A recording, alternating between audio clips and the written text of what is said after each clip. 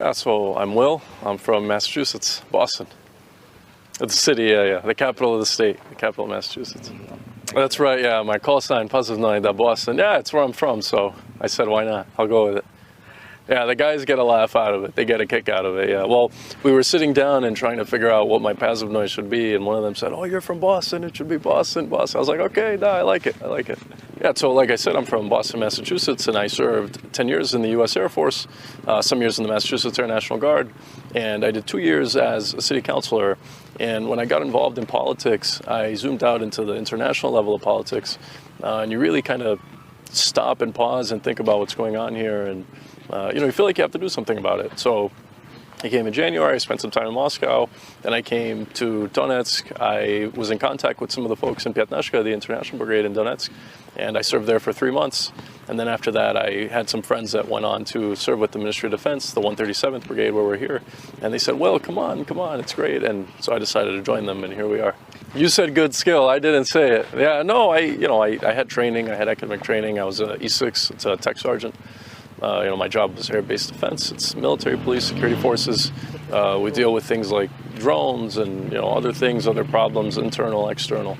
And yeah, I've definitely been able to apply some of those skills, leadership skills as well here. Yeah, well, I mean, look, I've heard that question come up a lot, and what I say to that is the United States and Russia are not at war. The United States has done things that are very provocative, very bad. It's been involved in other people's politics, other nations' interests, and should not be doing that.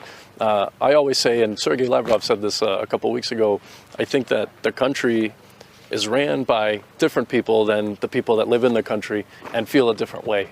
I think it's important we've got an election coming up in the United States. I think it's important for people to just do their own research and kind of read about things from independent news outlets and understand what's really going on here. Understand that this started back in 2014 with our politicians coming down here and saying all sorts of different things and making all sorts of different promises. And this doesn't represent the true interests of the American people. It's not, what benefit is it for the United States to have multi-million dollar tanks rolling down here trying to kill people, missiles firing at a beach of innocent people. What interest is that? F-16s, there's no interest to that. Our country's trillions of dollars in debt, our country's collapsing, it's falling apart. And, it's just not, in my opinion, representative of the real interests of the American people. So when I hear that question, I don't consider myself a traitor. The United States and Russia aren't at war. And, in the future, I think that the people that caused this in my country should be held responsible for what they've done, and we can have some sort of friendship between Russia and the United States. Yeah, of course. I mean, I've worked downrange with these guys, like we say in the U.S. military, on the front, and I absolutely trust them to have my back 100%, and I know for a fact that they trust me as well. And what I always tell people is, because this is a question that comes up in the U.S. military. It's about the people that you're with. It's about the people that you're serving with, because this isn't, to be realistic, this is a dangerous situation. We're all down here serving, we're doing our job, but what makes it or breaks it is the people that you're with. And these guys have been great. They speak English, they're professionals. They help you when you need it. If I don't have something or if I don't understand something, they're like, oh, Boston, iди сюда, like, no problem, нормально, все хорошо. They teach me words, they teach me Russian, they help me to deal with, my girlfriend, сложно девушка, then they help me to navigate, all the complexities and the cultural differences. And again, it's about the people that you're here with, and I couldn't pick a better group of people to be here with. Oh, well, it was a joke. It started back when I first got here. They were introducing me, and they said, oh, it's an Americanец. I said, yeah, Ruski. And then after that, they laughed, and now everybody says, oh, yeah, he's Russian-American. But no, I love these guys. They're too kind, and I appreciate the warmth and the openness that they've had for me. I can't express it. It's crazy. I mean, it's propaganda, right?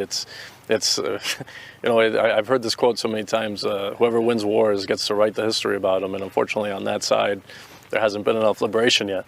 They say what they want and people believe it. And it's unfortunate the mainstream media in the U.S., where was the outrage? You think about the horrible attack that happened on the beach. Where was the outrage of the terrorist attack that happened? Where was the outrage? I read in the attack in Kursk that just happened, I mean, it's a terrorist attack. A 28-year-old pregnant woman died. I think we've all seen that. You know, where's the outrage in the Western press for that? You know, when you think about, this is what I was talking about when, you know, I made my decision. Oh, what should I say? Let's see, what should I say? Победы будут за нами, да? Важно, очень важно, я думаю.